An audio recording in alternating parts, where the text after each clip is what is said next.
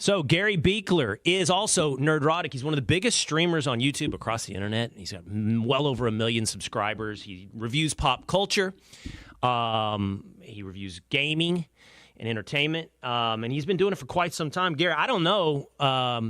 This is you going mainstream. This might be me going mainstream on YouTube. I don't know about that. I just went to Vegas. I put on a couple pounds, so that's the only bigger I feel right now. But yeah, and anybody who watches me knows I'm a huge gaming fan, massive gamer, play all the time. Uh-huh. No, you were talking earlier about like where all this started, and as far as the customer movement, I hate the word consumer. It really did start with Gamergate, right?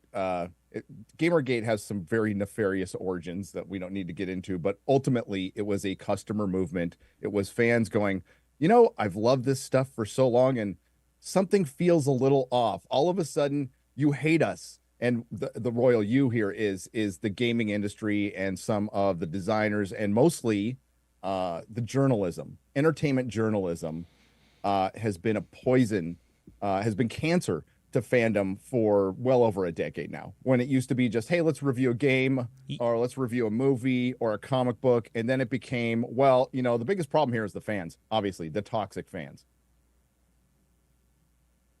Yeah, you know what actually that makes me think immediately, Gary? So before I was at Fox, I don't know how familiar you are with me or my career, and I don't assume that you need to be or are, but I was in sports for 5 years. I was at ESPN, and I had the Will Cain show on ESPN, and I don't know that I rationalized an analogy to what you just described in gaming, but I could instinctively feel this. I came at sports from the prism of a fan. Look, I wasn't a pro athlete, and I wasn't a sports journalist. And one of the things I noticed was the antipathy towards the fan in sports. It's like, everything became an attack on the fan. And before you know it, every fan playing the, what's the game where the circle game became making a white supremacist symbol, right? And then every fan's a racist. And it was driven by, it felt like the sports journalists who hated the people that are actually, as you point out, the customers of the entire business, the entire model of sports. And I wanted to center my show on I love fans. Like, fans are what makes this thing go around, not just from a business standpoint, but from a passion standpoint. Like, I'm a passionate fan. And why do you hate the passionate fan of sports? It's fascinating that journalism did the same thing in gaming. Your journalism recognized early that the fan was eventually, whether it was subliminal or not, the fan was eventually going to become their competition because, thanks to social media, good or bad, we're more connected now than ever, and our opinions are out there, right or wrong, and so many of us are not afraid to give them now, and that really bothers creatives, and that really bothers the journalists who had a lot of power over the creatives. The creatives basically had to go to them to get their thing pushed out, and it was a very symbiotic relationship for a long time. I use the term shill because that's mostly what they were. We weren't getting honest opinions pretty much ever, right? And then when guys like myself or my friend Jeremy from Geeks and Gamers or all my co-hosts on Friday Night Tights were just guys in our rooms filled with way too many toys, just expressing our opinions, going, we used to really love this stuff. We want to still love this stuff. And all we were met with every time we legitimate criticisms, by the way, we might flare it with a little comedy or failed comedy in my case, but it was honest. It was authentic. And that's the one thing Hollywood's having a hard time dealing with. The AAA gaming companies are having a hard time dealing with, and media overall is having a hard time dealing with, is authenticity. And that's what people are looking for in art, in criticism, and just basic opinion. Yeah, absolutely. Okay, I want to come back to the gaming foundations of this for a moment, but I want to kind of see if you accept my premise that I said before you came in. And I'll say this as someone who wasn't coming at it from a critical standpoint. I was just a consumer or a customer, right? It did feel, at least in pop culture, like we were a little bit in a golden age, right? Especially in television. So in the 90s, I would say movies were the thing. And I don't know if we were in a golden age of movies or not, but it felt like I used to go to the movies all the time. Now I never go to the movies. But it transitioned to television, and it felt like we always had something good to watch there for about a 10, maybe even a 15-year period. Like from The Sopranos to The Wire to Breaking Bad to whatever, it was always something good going on. But the reason I want you to check that premise is that was also a world that predated sort of the fan-driven feedback on those things. Like, it was before social media, mid-2000s, because, whatever, Twitter takes off in like 2009, 10, YouTube a little before that probably. Do you think I was deluded during that period that it was a golden age, or was it truly a golden age, and for some reason, even though they still had the journalist gatekeepers, they were making better content? It was a golden age, and it was the end of the golden age. I mean, there's been forums going back 20 years, and that's where fandom had been relegated to. And fandom, particularly with fandom, not just, with shows, general audience shows, that was very niche. That's kind of where it needed to stay. But yeah, we had a brilliant run of HBO shows, premium format shows, and that was supposed to be the future. That really was. And that ended 2015, 2016. Now, we can all assume what happened that year when Hollywood went crazy, but that's where they really put their foot on the gas pedal on woke Hollywood, driving in the message, and that's where we started hearing like insert here theory, CRT or alphabet theory, as I call it, and that's really where it started getting pushed. I mean, it had its origins earlier. But no, we were just getting good, normal shows because there was talented people creating them. And what Hollywood has done and what gaming has tried to do but can't, and definitely comics, nobody reads comics anymore, is they've pushed out all the talented people with diversity hires. And now we have a bunch of inexperienced, untalented people who are in Hollywood, directors are cast now. They're not hired, they're cast. And shows are produced. They're not created anymore. And that's the problem. There's too many cooks in the kitchen, way too many producers. There's too many rules. There's a slavish adherence to, and now it's a contractual adherence to the message that has absolutely destroyed art. Jerry, we'll probably talk about that. Jerry Seinfeld broke that down perfectly recently again. And this is not an old argument. Yeah, let's talk about Jerry Seinfeld. So I'm always like, I asked you to check my premises. I always like to push back on myself. Like, okay, if I hear something I really like and I tend to agree with, then I kind of almost want to play devil's advocate with myself. Okay, are you sure you got this right? So I hear Jerry Seinfeld say, the problem with comedy is it's all run by a boardroom now, and the boardroom is run by a mentality, like you just said, not just a mentality, but we got to check the DEI boxes. We got to ensure that the comedy passes doesn't offend the wrong people test. And I hear all that, and I'm like, yeah, that's absolutely true. But then pushing back on myself, Gary, I say, well, what about South Park? What about Curb Your Enthusiasm? Not politically correct. And I think that Jerry did go on in that interview to say that Larry David was grandfathered in to that, and so would South Park have been. But what about, and maybe the same could be said for Mostly Sunny in Philadelphia. It's been around long enough to have survived this shift in entertainment. But I know I saw Shane Gillis I think he's getting a new deal, right? A new show or something like that. He's sort of been embraced. And as entertainment fractures and you have different outlets, I just wonder if it's true. Maybe is Jerry just talking about ABC, CBS, and NBC and networks?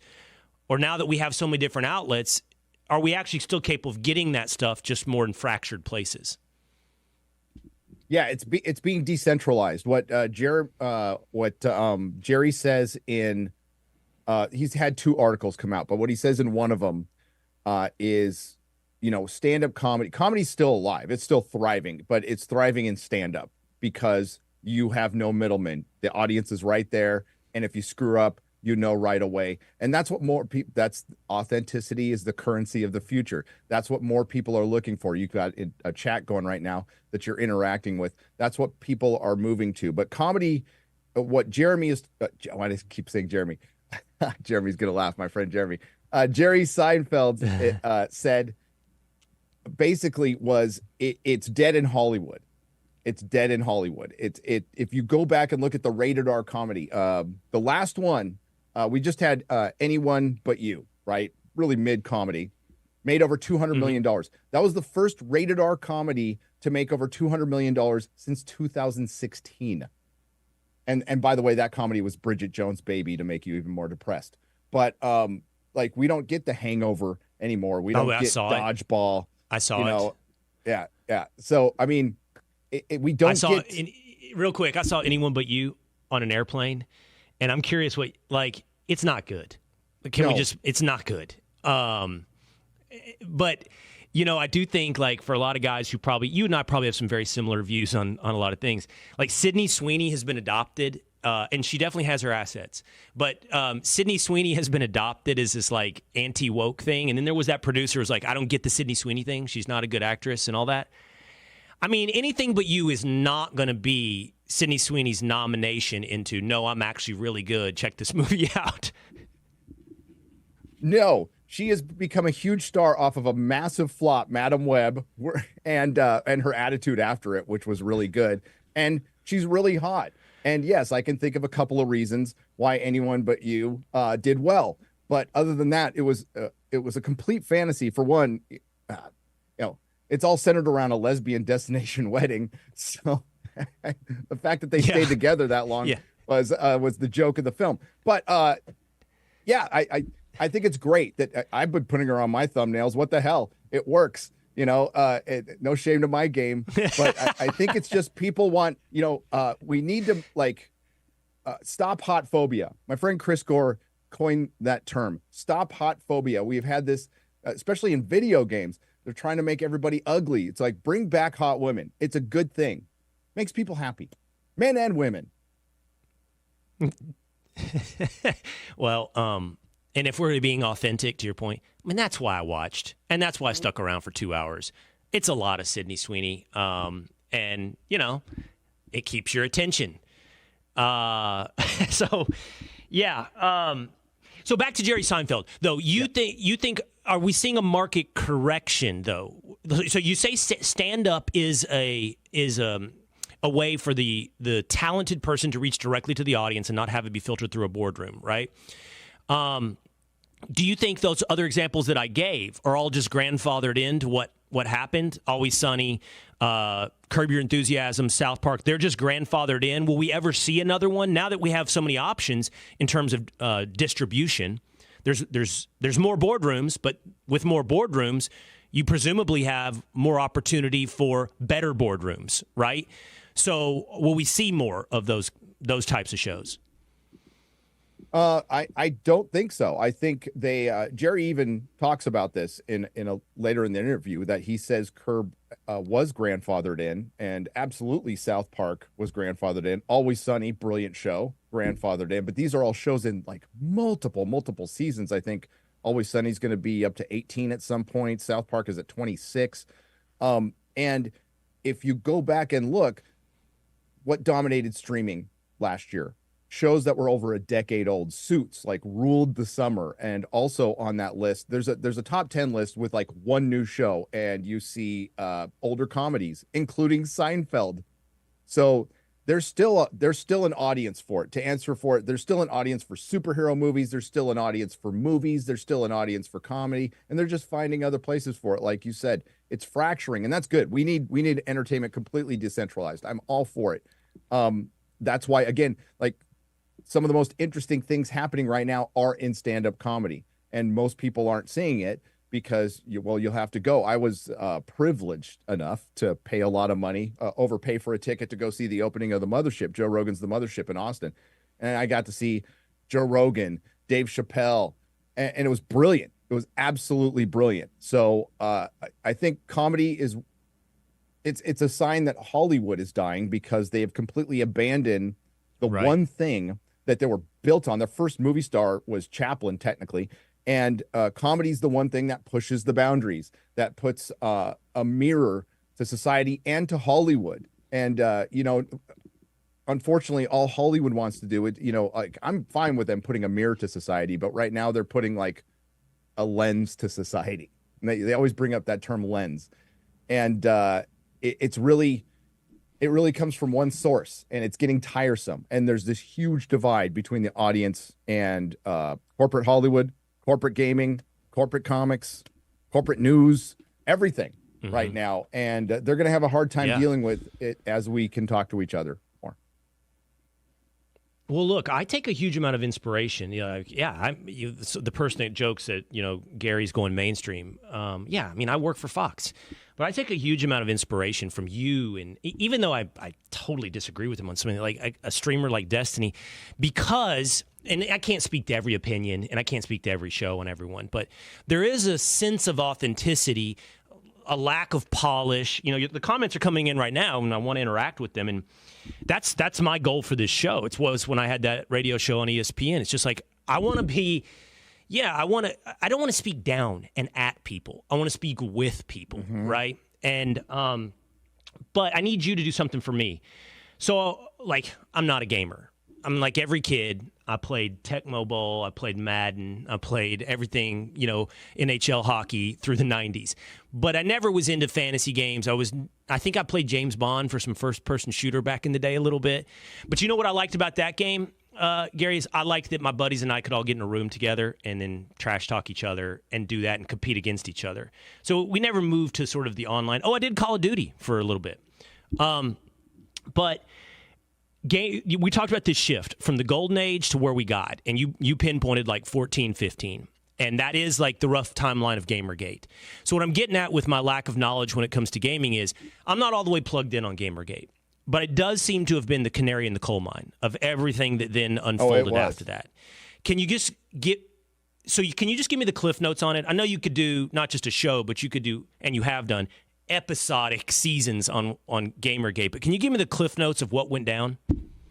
Well, I'm not a massive gamer either, but I am a massive nerd, and most of my friends are. So Gamergate starts with a woman who slept with a few journalists to get some positive reviews. That's pretty much it. But it turns into there is a lot of intersectionality invading games. And it really sparked a whole cottage industry on YouTube. And it really sparked this criticism of calling out woke culture. Wasn't really even called that back then. Maybe it was. This is before my time on YouTube. Then it kind of dies out because a lot of the voices in there either fade away or they turned it out to be a bunch of frauds. There's still a lot that are still around. There's Razorfist, there's Sargon, there's a lot of guys who are still around right now. The people spearheading it now, I would say my friend Jeremy from Geeks and Gamers, Cabrutus, Grums out there on Twitter. But so it bled into comic books and then sci-fi and fantasy books. This is the one that's lesser known. It was called the Sad Puppies incident, and it was basically a bunch of cultural Marxists invading sci-fi and fantasy and taking over the awards and not awarding anybody who doesn't have the politics. And it's way deeper than that. Again, in comic books, it turned into half the industry needed to employ women because of a 2014 Facebook poll that said that, hey, women are interested in comics too. Half the population is a potential customer. Wow, great science right there. So they decided to get rid of all the old guys, bring in a bunch of girls who didn't know anything about comics, and dudes too, and completely destroyed mainstream comics to the point where manga is absolutely dominating them. And then, it started creeping in the movies as well. And I think the two best examples are Disney Star Wars, which I would argue has never been good, and Disney Marvel, which was great, which was the greatest franchise of all time, did something that will never be done again, had 20 plus movies that were varying degrees of mid to really good. A couple stinkers, but like I would watch the stinkers over anything we've got post Endgame. And over the last 5 years, especially with Star Wars, anything associated with Disney, we've seen this steep decline because it's turned into product, and the fans were calling it out. The fans were calling it out with comics. The fans were calling it out with gaming. The fans were calling out in sci-fi, and they were all being met with the same responses. You're a racist. You're a bigot. You're a white supremacist. You're a misogynist. Blah, blah, blah, blah, blah. Right? And then about 5 years later, after Endgame ends, it turns out, wow, gaming did go woke. Comics did go woke. And guess what? It all turned to crap. Look at the steep decline. We even right after Spider-Man No Way Home, we had Doctor Strange mom made almost $1 billion. The last movie they just released, The Marvels, just made 206 million worldwide. That's a pretty quick decline. And it's not the fans' fault, it's the quality. So yeah, it's going on, it's getting old. It's going on for over a decade. And as far as Hollywood is concerned, we're in post-apocalyptic woke Hollywood. As far as gaming, it's ramped up there because they've already destroyed Hollywood comics and everything else. They have nowhere else to go.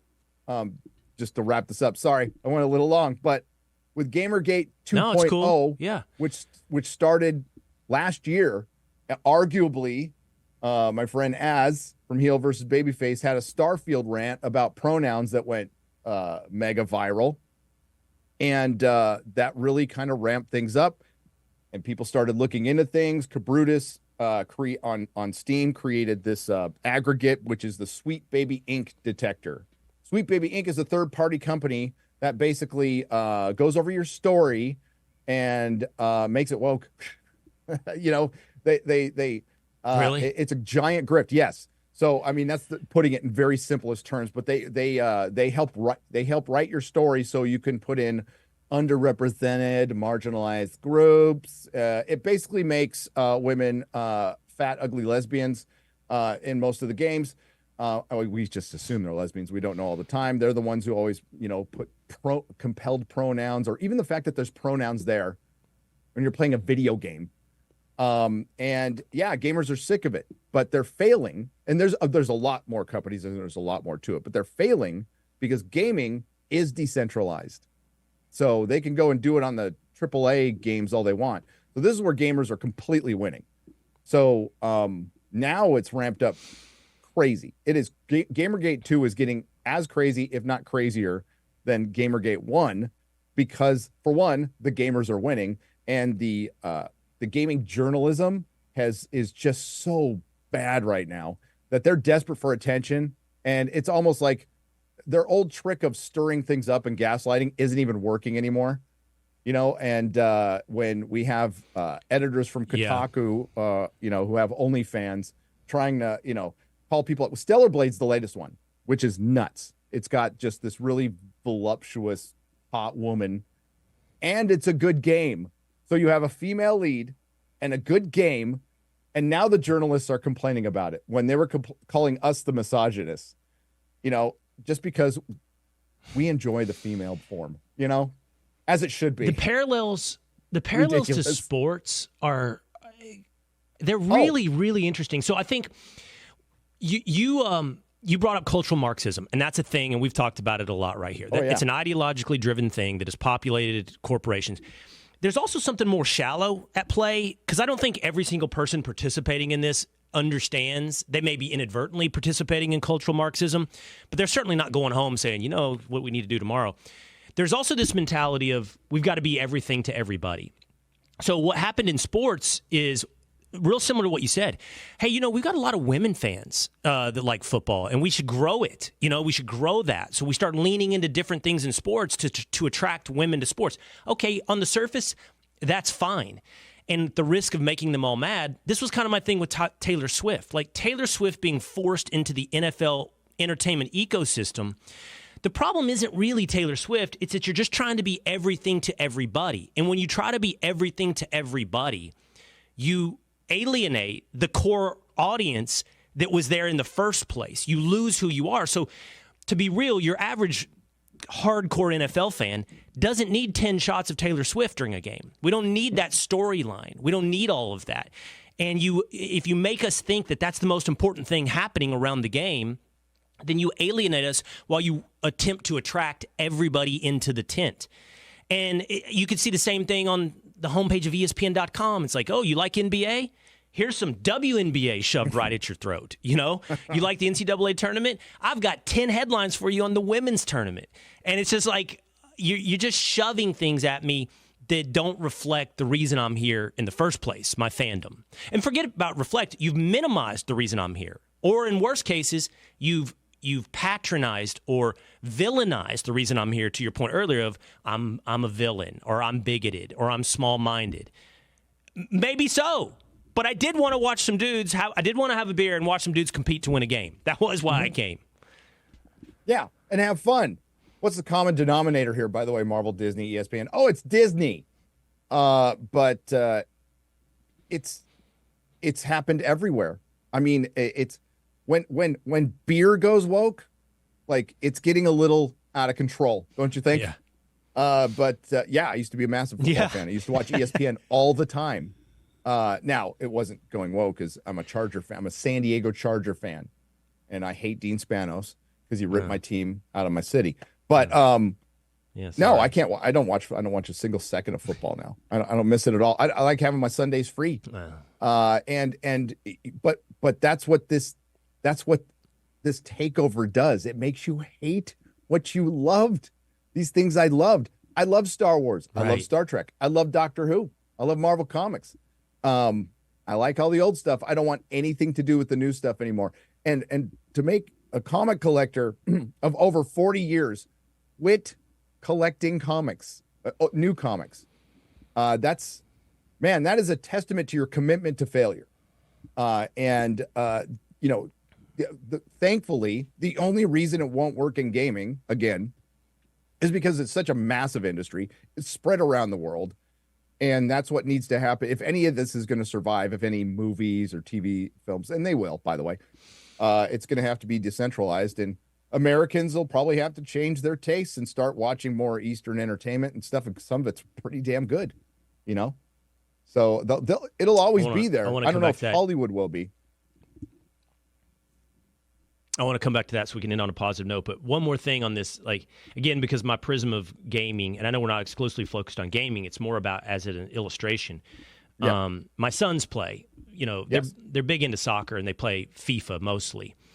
And I know you see what FIFA has done. So they have player ratings, right? And so Messi is a high, he's in the 90s. And, if you but if you play with the team in the MLS, your ratings are like in the 60s. It's just not as good. So they're balancing skill, and it's complicated, like in a good way. Like this guy has speed, this guy has touch, right? And so a lot goes into, and the players care about their ratings, just like they do in Madden or NBA 2K. Well, no one would pick the women's teams, right? Because the ratings are like in the 50s. So you never want to play with the women's team, maybe at best 50s. So they normalize the ratings. So now, like, the best women's teams have ratings in the 80s and 90s. And now I've seen my son go, should we play with the U.S. women's national team against, Manchester City? I'm like, why would we do that? And he's like, well, look at the ratings. And so it's like forcing me in a really fake way to choose to play with women when it's not reflective at all. Sports is not fantasy. I mean, it is to some degree. But the reason I choose one team versus another is because the skill set over here is better than the skill set over there, and it's what I actually see take place on TV. It's not so I can, make the U.S. Or make, I don't even know the names of the women's soccer teams in the U.S., but so I can make them, win the Champions League. I think this is what's happening, what you've described here. I think it's what's happening with FIFA. Women can't describe any soccer team they don't know any names of any soccer teams, women's soccer teams in the U.S.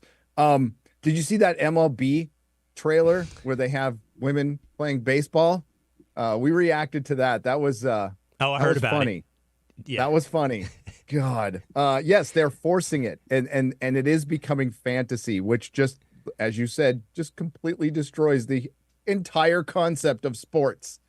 The authenticity, the reality of it. Not knowing what's going to happen, and gaming is what they're hyper focused on, and it's going to be in the conversation for easily another year, because as more, gamers, do not mess with gamers. They have a lot of time on their hands.